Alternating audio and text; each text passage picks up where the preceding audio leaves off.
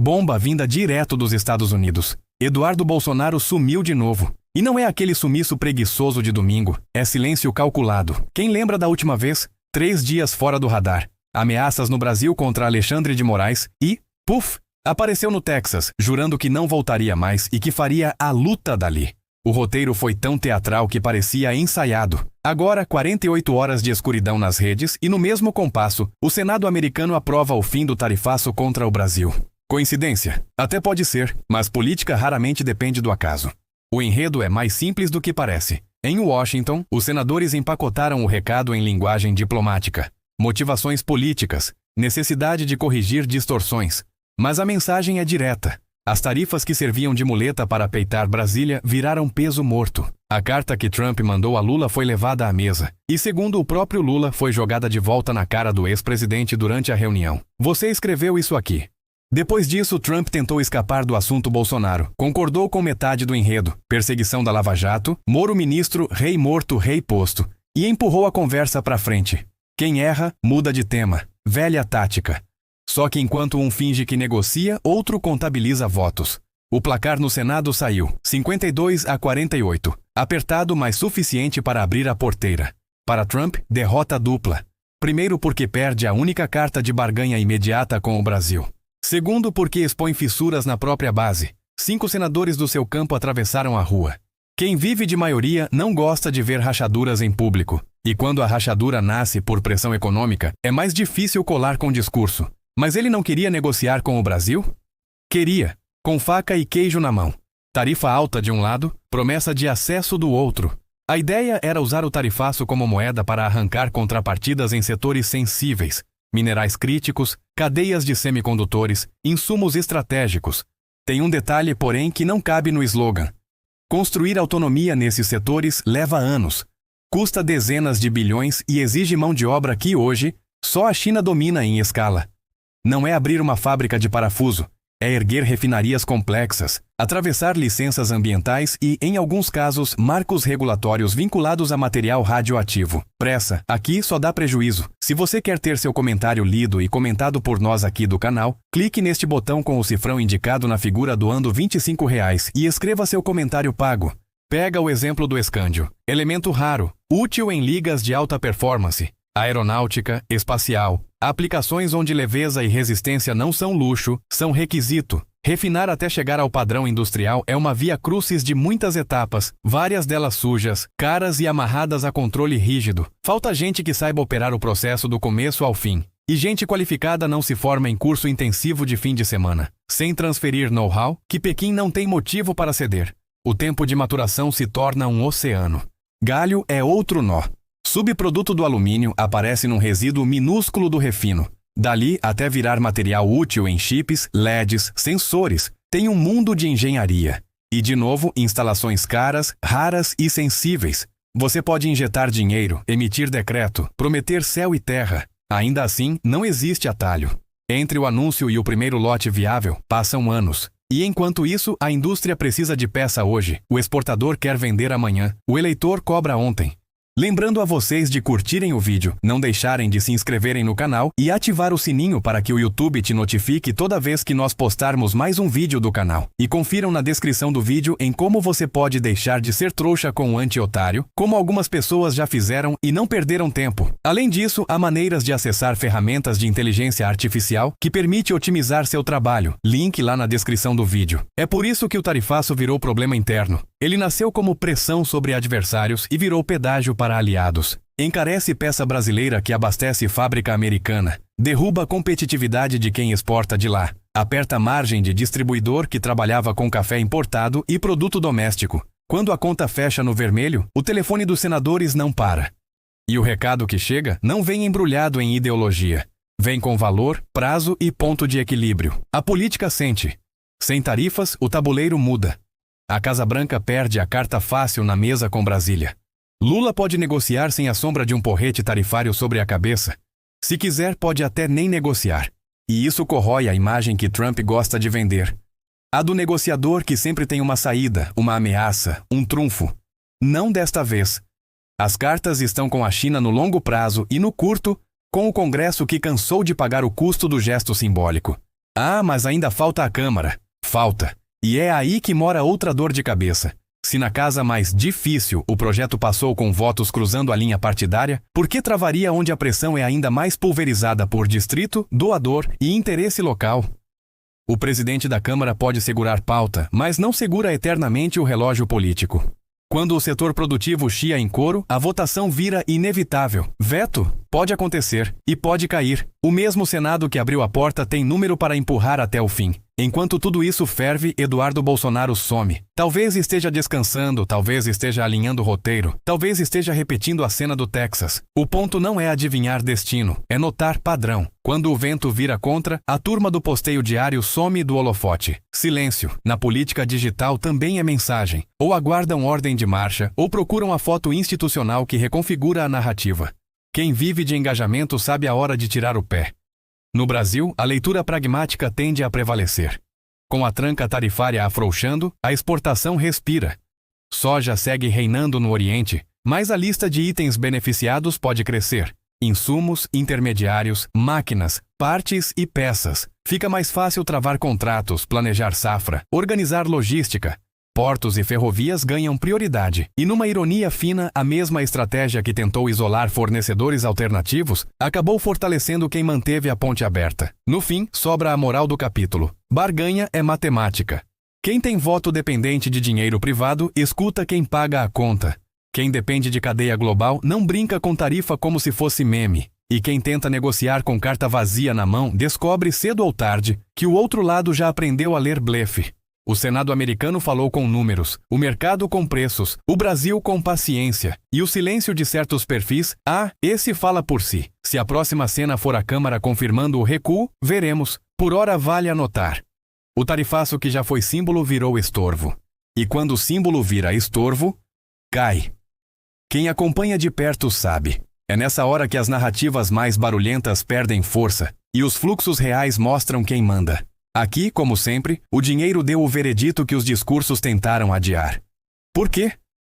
Você já se perguntou por que, de repente, um punhado de senadores nos Estados Unidos acorda com pressa para defender a competitividade e proteger empregos?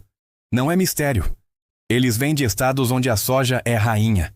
E esses produtores, até outro dia, nadavam de braçada. Exportavam algo na casa das dezenas de bilhões de dólares por ano para a China. Era tanto dinheiro que a soja que ficava no mercado interno virava coadjuvante. O grosso ia para lá.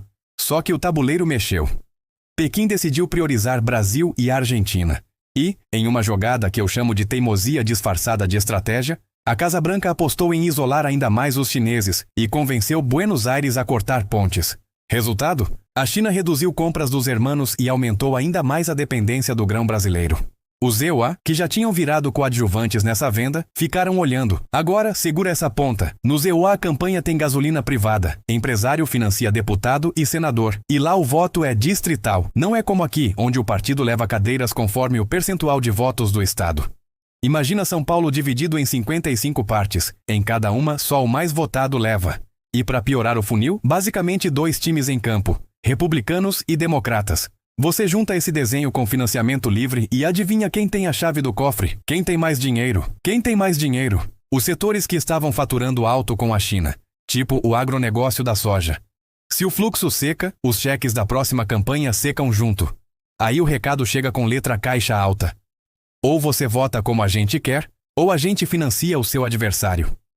Isso explica a súbita febre antitarifa específica. Dizem que é por competitividade, por princípio, por patriotismo. É também por sobrevivência eleitoral. Porque as tarifas que vieram no embalo da briga com Pequim não atingiram só o produto final chinês. Acabaram encarecendo componentes, insumos e peças, inclusive brasileiras, que alimentam cadeias industriais americanas. Tem fábrica reclamando que peça que vinha do Brasil agora chega com sobretaxa de quase metade do preço. Fica tudo mais caro, perdem mercado lá fora, apanham dentro de casa de concorrente que compra o mesmo insumo sem tarifa. Até cafeicultor americano sentiu. Muita gente lá ganha não só com o café deles, mas distribuindo café importado, inclusive o nosso. Quando trava a torneira, a margem evapora, e o telefone do senador toca sem parar. Enquanto isso, em Washington, rachou a tropa. Senadores republicanos sinalizando dissidência, deputados dizendo, até aqui. O presidente da Câmara tenta protelar pauta, empurrar para frente, mas quando o Senado sai na frente e aprova algo que desmonta a tarifa, a margem de manobra afina. Se a Câmara entrar na dança, vem projeto com cara de derrota garantida para quem queria manter sobretaxa. Dá até para vetar? Dá. Só que o mesmo Congresso que aprovou pode derrubar o veto. É como se o Legislativo estivesse dizendo: o recado do dinheiro foi recebido, obrigado. E isso nos leva a um ponto que ninguém no palanque gosta de encarar: poder de barganha. Se as tarifas contra o Brasil caem pelo Congresso, qual moeda de troca sobra do presidente americano com Brasília? Já era pequena, fica menor ainda. Lula, me dá X que eu alivio, X. Perde efeito quando o ICRIS cai sem ele. Enquanto isso, o Brasil, com a China comprando mais daqui e menos de lá, ganha pulmão. Pode negociar preço, logística, investimento em infraestrutura. E com o vizinho argentino recuando em Pequim, parte da demanda que cruzaria os Andes desce direto para o Porto de Santos. É matemática política. Quem tem produto e comprador fiel senta à mesa mais confortável. No meio dessa dança, o discurso duro com a China mantém o figurino. Em público, dedo em riste. Em privado, corrida por encontro, foto, aperto de mão. O mesmo estilo de sempre. Elogia hoje, ameaça tarifa amanhã. Não é incoerência, é manual de negociação deles. Só que a China aprendeu a ler esse manual. Fechou a torneira de insumos críticos, raras vezes tão raros quanto as terras raras, e deixou Washington com estoque curto para setores sensíveis. Chips, ligas, materiais que viram avião, submarino, míssil, radar. A recíproca das tarifas virou bumerangue. E quando alguém em Washington tenta costurar reunião de última hora com Pequim, a resposta é protocolar. Palavras são baratas. Tragam atos. Ou a política muda no diário oficial, ou não tem foto. E tem mais. Enquanto os holofotes miram o Oriente, o Oeste Médio segue mandando o recado que importa. Produtor quer vender, distribuidor quer margens de volta, indústria quer peça barata para bater concorrente europeu e asiático. Todo esse pessoal aprendeu que é mais eficiente financiar quem vota do que esperar boa vontade do executivo. Dói? Dói. Mas é assim que o sistema foi desenhado. E quando o sistema é montado para eleger quem tem a campanha mais gorda, a política vira espelho da planilha. Aí você soma todas as variáveis e entende por que um punhado de parlamentares atravessou a rua. Não é amor súbito ao Brasil, apesar de a narrativa ser sempre parceria estratégica. É pressão econômica real. É medo de perder mandato. É promessa de dinheiro escorrendo pelo ralo se nada mudar. A guerra tarifária, que começou como intimidar a China, acertou em cheio aliados, fornecedores e setores americanos. E, por ironia, deu ao Brasil uma janela de ouro. A China, pragmática, compra onde há previsibilidade. Quem briga menos, vende mais.